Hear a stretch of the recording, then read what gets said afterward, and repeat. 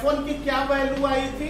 F1 की value copy में देखिए क्या आई थी, 2 into 1/4 pi epsilon naught Q capital Q divided by R square plus Y square. आप कॉपी में देखो यही आया था ना। और इस वाले राइट एंगल ट्रायंगल में cos थीटा बताइए, इस वाले राइट एंगल ट्रायंगल में cos थीटा बताओ बच्चों, बेस अपॉन हाइपोटेन्यूज। इस ट्रायंगल में cos थीटा, ये बेस है, ये परपेंडिकुलर है, ये हाइपोटेन्यूज है। बिल्कुल y by under root R square plus x square. देखो समझो बेटा, cos थीटा इस ट्रायंगल में चाहिए, ये बेस है, ये परपेंडिकुलर है और ये हाइपोटेन्यूज है, तो cos theta base upon hypotenuse हो गया। इतना आप नोट कर लो, फिर आगे बता रहे हैं।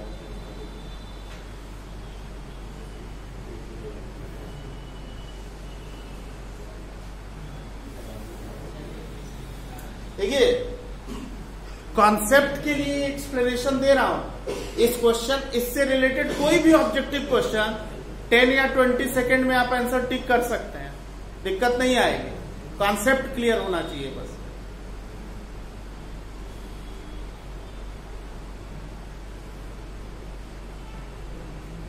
प्रीवियस ईयर क्वेश्चन जब मैं कराऊंगा तुम लोगों को जेईई और नीट के, तो आप देखोगे कि ये जो मैंने पढ़ाया है मैक्सिमम क्वेश्चन उसी से आया है। आप खुद कर लोगे मैक्सिमम। जब पीवाईक्यू लास्ट में डिस्कस करूंगा मैं, तो आप देखेंगे कि मैक्सिमम क्वेश्चन आप खुद ही कर लोगे। बेटा क्या ये वाली लाइन समझ में आ गई सबको? अच्छा, अब देखिए बेटा, मैं इसके बाद लिखना चाहता हूं, क्या लिखूं बताओ? 1/8 पाई एप्सिलॉन नॉट, है ना, बात नहीं, क्यू इस आर का, ये पावर कितना होगा, यहां पे पावर कितना होगा? R square plus Y square का पावर बोलो 3/2, पावर 1 पावर हाफ, इसका पावर 1 और इसका पावर 1/2, मल्टीप्लाई करेंगे तो पावर ऐड हो जाएगा, तो पावर हो जाएगा 3/2। कोई दिक्कत बेटा? क्लियर ना? 2f1 cos थीटा, f1 की वैल्यू रख दी, cos थीटा रख दिया, इतना आ गया। यहां तक क्लियर है? हाँ, 1/2 हो जाएगा, 1/2 होगा, 1/8 नहीं होगा। अच्छा यहाँ पे 1/2, हाँ, क्योंकि ये इससे कट जाएगा 2 से। तो अब ये हो गया इतना, ये एफ नेट हो गया बच्चों। अब आप मुझे ये बताओ, is this F net clear? अच्छा, अब आप मुझे ये बताओ बेटा कि एफ नेट डिस्प्लेसमेंट किधर है? पॉजिटिव वाई डायरेक्शन में है, डिस्प्लेसमेंट ऊपर है, और एफ नेट किधर लग रहा है? उसके जस्ट अपोजिट लग रहा है भाई, डिस्प्लेसमेंट के जस्ट अपोजिट लग रहा है ना एफ नेट, लग रहा है या नहीं? Yes sir. तो क्या मैं यहां पे माइनस साइन लिख सकता हूं? Restoring force. कौन सा फोर्स? रिस्टोरिंग। डिस्प्लेसमेंट के जस्ट अपोजिट रिस्टोरिंग फोर्स। अच्छा वाई भी है ना, तो एक काम करता हूं, यहाँ पे माइनस और ये पूरा टर्म ब्रैकेट में करके, और ये वाला जो वाई है उसको बाहर कर देता हूं बच्चों। कोई दिक्कत नहीं है ना? अब यहां पे कंडीशन होल्ड करा दीजिए, R much greater than Y। This condition given in the question, R दिया हुआ है, R much greater than Y। क्या होगा यहाँ पे अगर ये कंडीशन होल्ड कराएं तो क्या होगा? Y स्क्वायर को नेग्लेक्ट करेगी।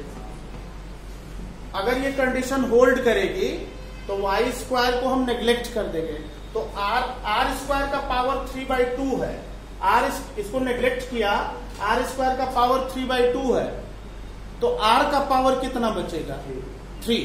R का पावर कितना बचेगा? 3 बचेगा।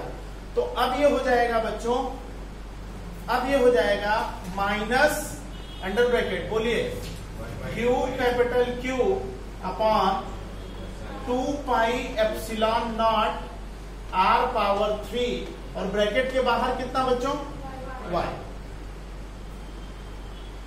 f बराबर ma कर लिया,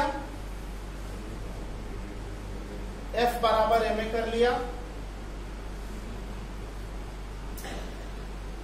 तो a proportional to minus y आ गया बेटा, a proportional to minus y आ गया। तो आपने क्या प्रूफ किया, आपने क्या प्रूफ किया कि जो minus mid point minus Q charge था उसको पॉजिटिव वाई डायरेक्शन में डिस्प्लेस करके छोड़ेंगे तो ये एसएचएम परफॉर्म करेगा। और इस वजह से इक्विलिब्रियम कैसा होगा, स्टेबल होगा। अब कहे कि इसका टाइम पीरियड निकालिए, इसकी फ्रीक्वेंसी निकालिए, इसका ग्राफ प्लॉट कीजिए, तमाम ऑब्जेक्टिव क्वेश्चन। भाई एसएचएम का ग्राफ कैसे होता है 11th में बताया था। नीट में क्वेश्चन बन गया कि इस क्वेश्चन को इस चार्ज को डिस्प्लेस करके छोड़ दीजिए वाई डायरेक्शन में, इसका ग्राफ प्लॉट कीजिए। 4 ग्राफ बना दिया, कैसे बनेगा ग्राफ एसएचएम का ग्राफ कैसे बना था। एसएचएम कोई भी पार्टिकल अगर एसएचएम करता है तो उसका सिंपल हार्मोनिक मोशन का जो ग्राफ है वो कैसे बनता है, साइन ग्राफ बनता है, sine omega t. y is equal to a sine omega t. क्या ये ग्राफ हम लोगों ने एसएचएम में नहीं पढ़ा था? तो साइन वेव बन जाएगा, इसका ग्राफ बनेगा, इस पार्टिकल के ऑसिलेशन का ग्राफ बनेगा इस तरह से। यही पढ़ा है ना हम लोगों ने। एक ग्राफ ये रहेगा, उसी को टिक कर दे। Very simple question. Time period निकालिए, फ्रीक्वेंसी निकालिए, एक्सेलरेशन निकालिए। 5-7 क्वेश्चन ऑब्जेक्टिव बन सकते हैं जेईई और नीट पे इस एक पर्टिकुलर कॉन्सेप्ट पे। मान लीजिए ए पूछ दिया कि पार्टिकल एसएचएम कर रहा है तो उसका एक्सेलरेशन कितना है, कोई दिक्कत नहीं, ये तो यहां पे ऑलरेडी है ही। एम को यहां नीचे लिख दो, MRQ। 4 ऑप्शन में इस वाले को टिक कर दो। भाई जब आप ए निकालोगे तो मास को तो डिनोमिनेटर में ही ले जाओगे ना। जैसे यहाँ पे r³ था और हमने यहाँ पे ma लिखे थे, अब मैं इससे a निकालना चाहता हूं तो क्या लिखूंगा बताइए?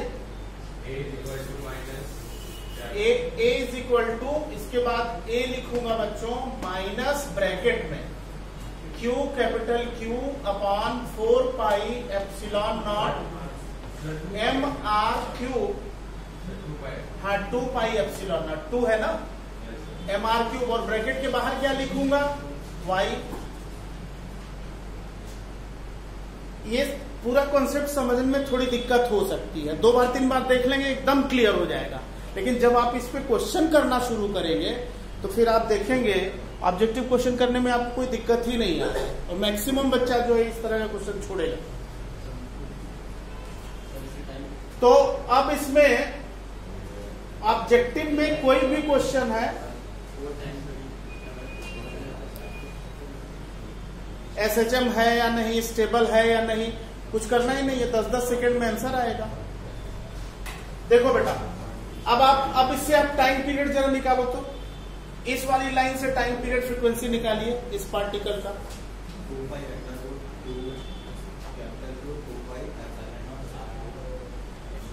क्या किया? ए बराबर यहां क्या किया? वाई से कंपेयर कर दिया, माइनस ओमेगा स्क्वायर वाई से कंपेयर करके ओमेगा निकाल लिया और ओमेगा को 2 पाई बाई टी रख दिया। निकालिए, एवरीवन फाइंड आउट।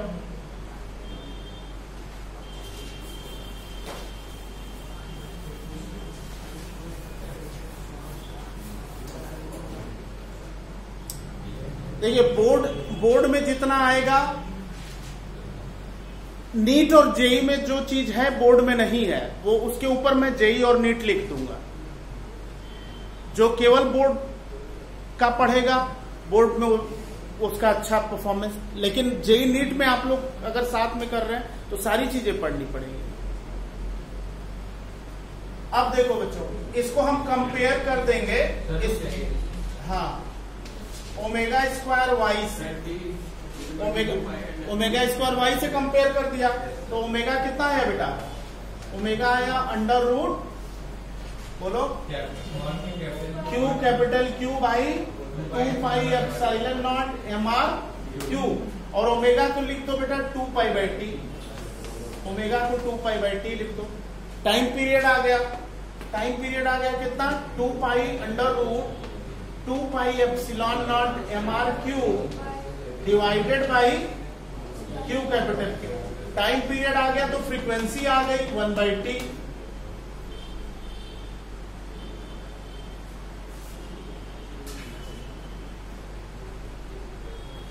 इस तरह से ये पूरा कॉन्सेप्ट कवर हो गया। क्वेश्चन नंबर 32 हम लोगों ने डिस्कस कर लिया एचसी वर्मा का। अब इस पर जेनेट में बहुत क्वेश्चन आते हैं, आप प्रीवियस ईयर कराऊंगा तो आप देखिएगा कितने क्वेश्चन आए हैं।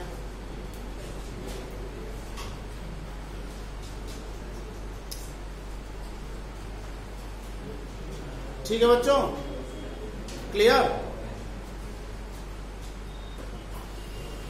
अब एक चीज यहां पे आपको मैं बताने जा रहा हूं,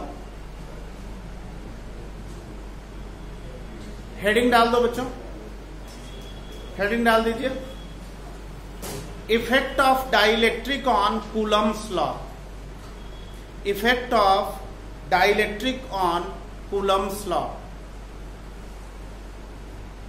effect of dielectric on Coulomb's law.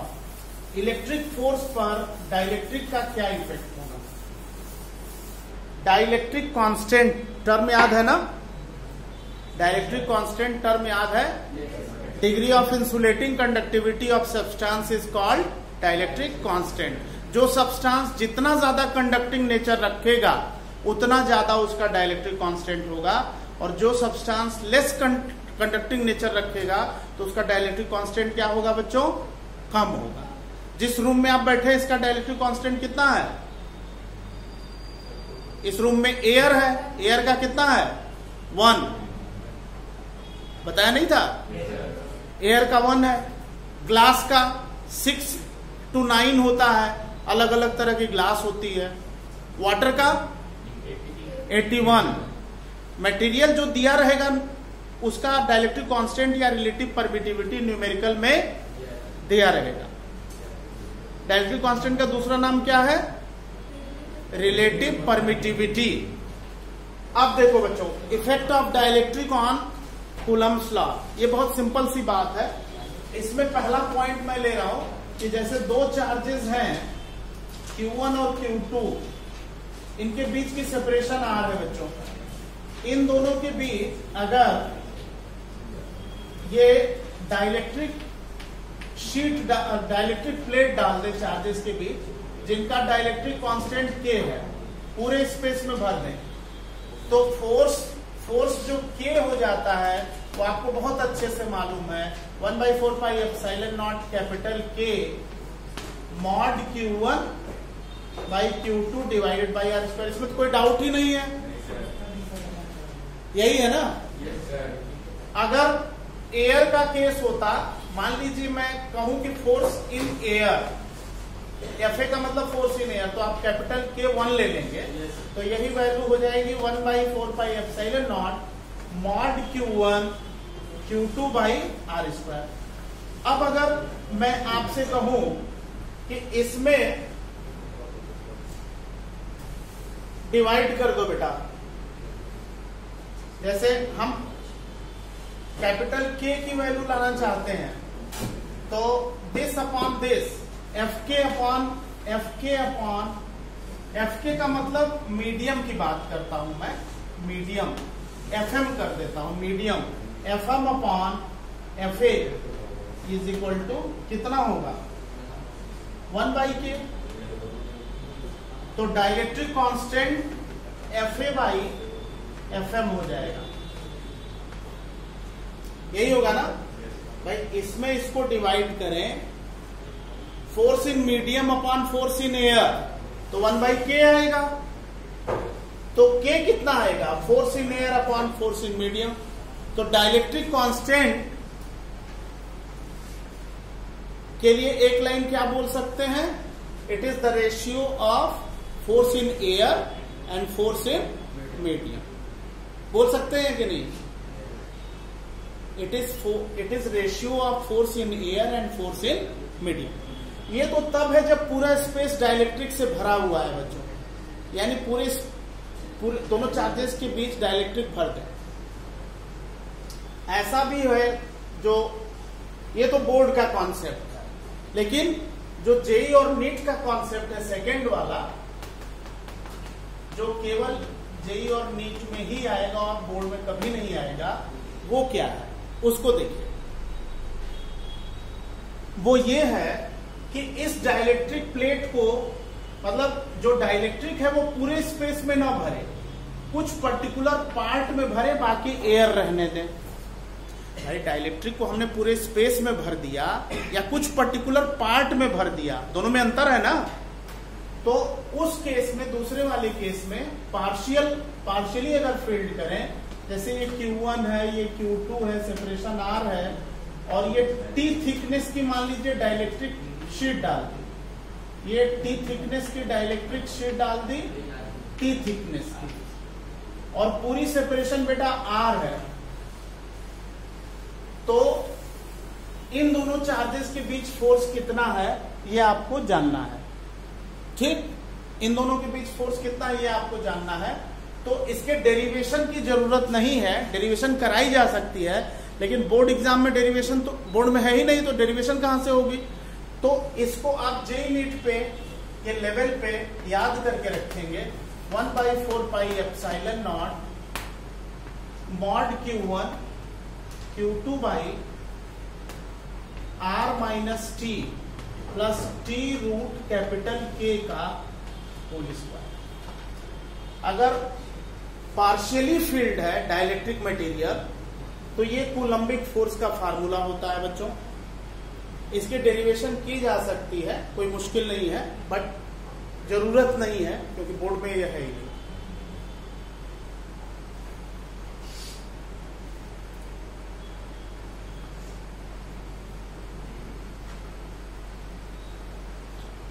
Clear बेटा?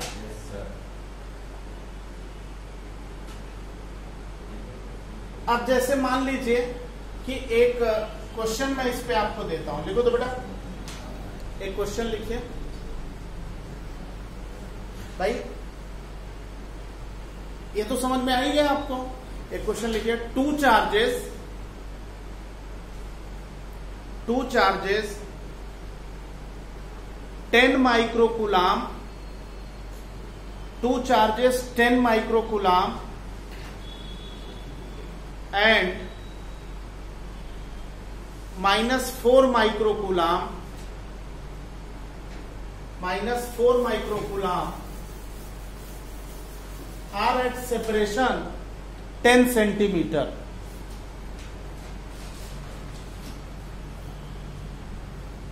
Are at separation 10 centimeter. What is 10 centimeter? A dielectric sheet of thickness 5 centimeter. A dielectric sheet of thickness 5 centimeter is placed between them. Find electric force between both the charges. Find electric force between both the charges. 2 minute लगेगा केवल, ध्यान से देख लो बच्चों। -10 microcoulomb, 10 microcoulomb -4 microcoulomb, separation 10 centimetre, dielectric sheet of thickness 5 centimetre is placed. 5 centimetre, और bracket में लिख दो बच्चों, डाइलेक्ट्रिक कांस्टेंट 9 है, ब्रैकेट में लिख दीजिए। डाइलेक्ट्रिक कांस्टेंट जो सीट का है, क्वेश्चन के लास्ट में ब्रैकेट में K बराबर 9, मतलब ग्लास शीट है। K 9 मतलब 9 जो है डाइलेक्ट्रिक कांस्टेंट ग्लास का होता है। ये ग्लास शीट डाल दी बीच में, इन दोनों के बीच फोर्स कितना होगा? कोई दिक्कत ही नहीं है। कौन सा फॉर्मूला लगेगा? 1/4 pi epsilon naught mod Q1 Q2 divided by R minus t plus t root K whole square. यही बताया ना। मुझे आप ये बताओ कि R की वैल्यू कितनी है बच्चों? आर की वैल्यू है 0.1 मीटर। कोई डाउट भाई? 10 सेंटीमीटर का मतलब आर है 0.1 मीटर। क्लियर? टी कितना है बच्चों? टी है 5 सेंटीमीटर यानी 0.05 मीटर। अब आप मुझे ये बताओ कि r minus t plus t root K की वैल्यू कितनी है? निकाल के बताइए। r minus t plus t root K की वैल्यू कितनी है? सॉल्व करके बताइए सब लोग। r की वैल्यू 0.1 है, माइनस टी 0.05 है, प्लस टी रूट के 0.05 रूट 9। कितना आ रहा है बच्चों ये सॉल्व करने पे? 9 का रूट 3 हो गया। 9 का रूट 3 हो गया। सॉल्व करके बताइए कितना आएगा?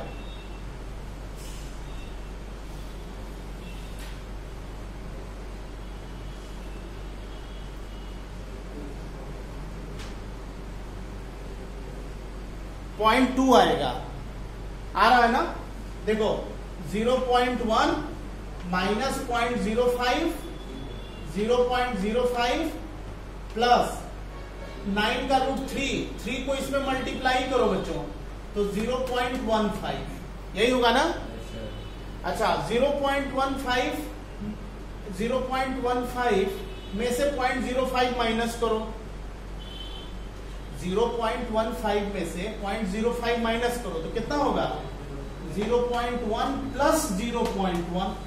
कोई दिक्कत? इसमें से इसको माइनस करके देखो बेटा 0.1 आएगा। आएगा ना? तो ये हो गया बच्चों 0.2 मीटर। अब मैं फार्मूला लगा देता हूं। F है 9 इंटू 10 टू दी पावर 9। ये कहां से आ गया? 9 इंटू 10 पावर 9 कहां से आ गया? 1/4 पाई एप्सिलॉन नॉट की वैल्यू होती है, मालूम ही है। Q1 Q2 Q1 है बेटा 10 इंटू 10 टू दी पावर -6 और Q2 कितना है? 4 इंटू 10 टू दी पावर -6। -4 की जगह प्लस लिया क्योंकि मॉड होता है। और इफेक्टिव सेपरेशन कितनी निकाली आपने? r minus t plus t root K की वैल्यू कितनी निकाली? 0.2 का होल स्क्वायर। सॉल्व कर लो बच्चों, आंसर आ जाएगा।